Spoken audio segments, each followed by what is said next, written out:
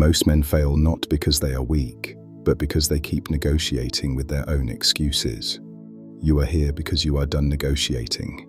You are listening to the silent kings. Today's lesson is very simple. How do you stay humble when life finally starts going your way? There was a man who sent in a question that could have come from almost anyone on this path. He said, "I have been crushing it for 4 weeks. I fixed my habits. I cut the cheap dopamine. I am more consistent than I have ever been. I feel powerful for the first time in years. But now I catch myself looking down on people. I am more aggressive. I have less patience. My ego feels bigger. I do not want to become that man." First of all, if you can see that in yourself, you are already ahead of most. Most men never even notice when their ego starts poisoning the room. You are at least self-aware enough to feel the shift. Here is the truth you need to swallow.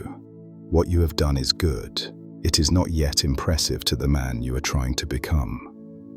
Going from being undisciplined and lost to having 4 weeks of solid habits is something to be proud of.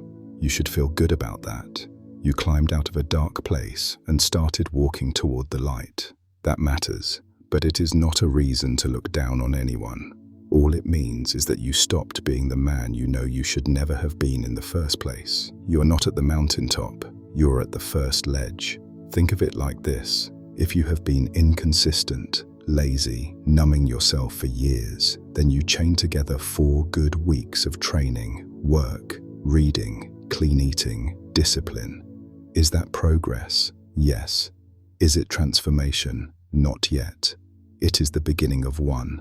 To the man who has been consistent for 4 years, your 4 weeks are a warm-up. He is not impressed. He is glad for you, but he is not in awe. And that is exactly how your future self will see you. So here is the trick. Whenever you feel that little surge of arrogance, that "I am better than these people" voice, ask yourself one question. Who would this impress? Would it impress the people you used to be lazy with? The ones who watched you waste time and now hear you preaching self-discipline after 1 good month? They would probably laugh and say, "Relax, we remember who you were last month." Would it impress someone you truly respect? A man who has been doing the right things quietly for 10 years. He would pat you on the back and say, "Good start. Come back and talk to me when this is your normal, not your streak." That is the shift you need. Success should become your standard, not your high. When your ego spikes after a small win, it usually is not because you think you have truly made it. It is often because you are afraid you might lose it. Deep down, you know you have spent more time in failure than in success. So when life finally starts to move, a part of you panics. You think, "I better enjoy this while it lasts," and that panic dresses up as arrogance. If you genuinely believed you would be successful for the next 4 years, not just 4 weeks, you would not be so overwhelmed by this moment. You would see it as normal. You would say, "Good. This is how my life is supposed to look now." So staying humble is not about pretending your progress does not matter. It is about normalizing it.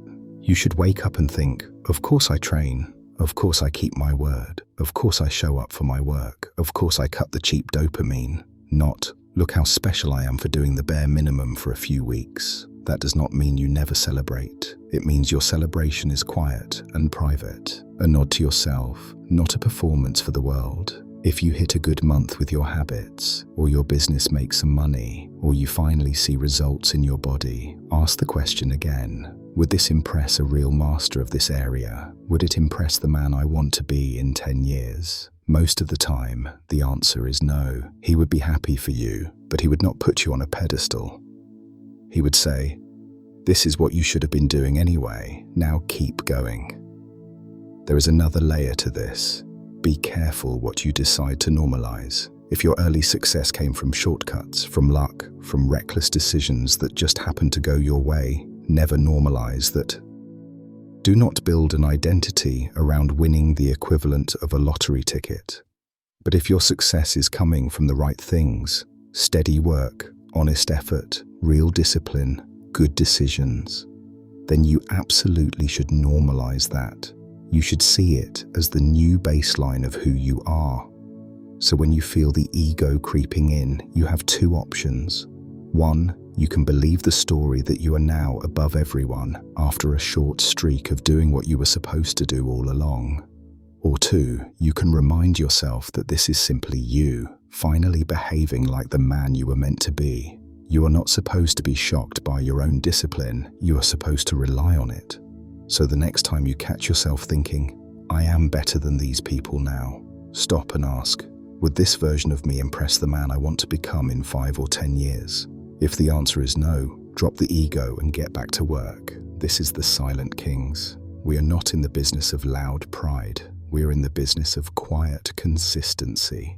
If this message reached you, you're already ahead of most. Subscribe and continue your training in the next lesson. Share this with one man who has just started changing his life and needs to stay grounded.